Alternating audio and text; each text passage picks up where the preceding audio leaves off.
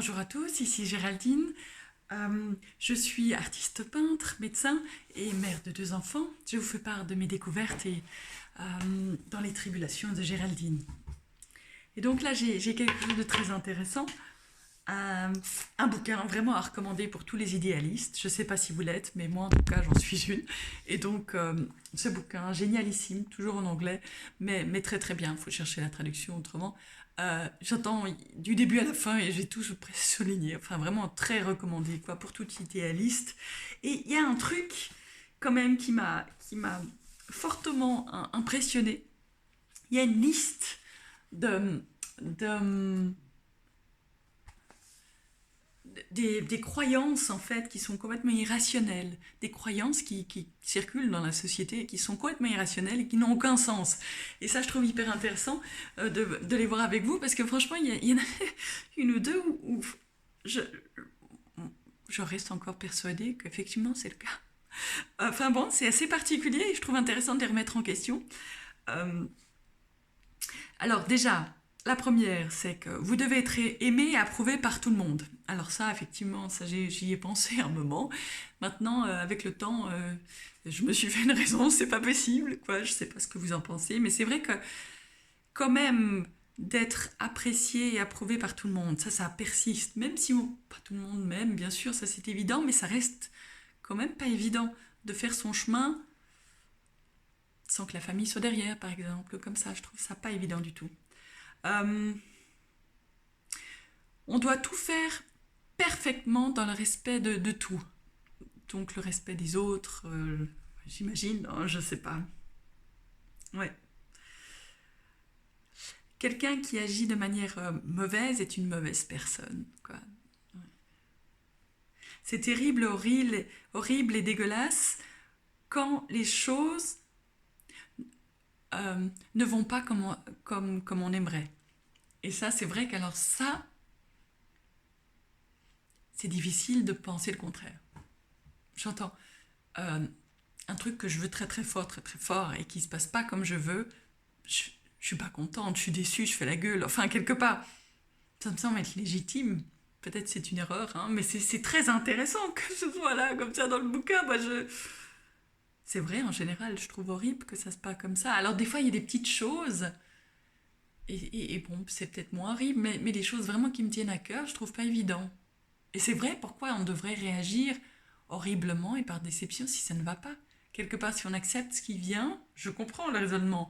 On n'est pas obligé de vivre un cauchemar après, si ça n'a pas lieu. Enfin, je trouve très intéressant, ça m'a donné à réfléchir. Votre, votre, joie ouais, votre joie est causée par des événements extérieurs, des personnes extérieures, plutôt que ouais, la relation qu'on a avec soi-même, quoi. Donc, en fait, les causes de joie viennent de l'extérieur, pas de l'intérieur, quoi. Et ça, ouais, mon Dieu, hein, quand on vous fait de la publicité pour Hawaï, les vacances et tout, au Sahara, ou je sais pas où, comme quoi ce serait génial et tout, euh, on nous vend du rêve, quoi. Et c'est vrai que la société nous fait miroiter que, en fait, par des objets extérieurs, on serait très heureux. Une autre maison, une plus grande maison. Enfin bon, c'est vrai qu'alors ça, je suis d'accord. Quoique, des fois difficile, hein.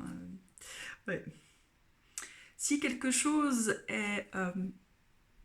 n'apporte pas du plaisir, on devrait être préoccupé et être en colère vis-à-vis de ça. Donc, je sais pas, faire le ménage, c'est pas, ça rapporte pas du plaisir, quoi. C'est pas cool, ça me prend la tête, j'ai pas envie de ranger.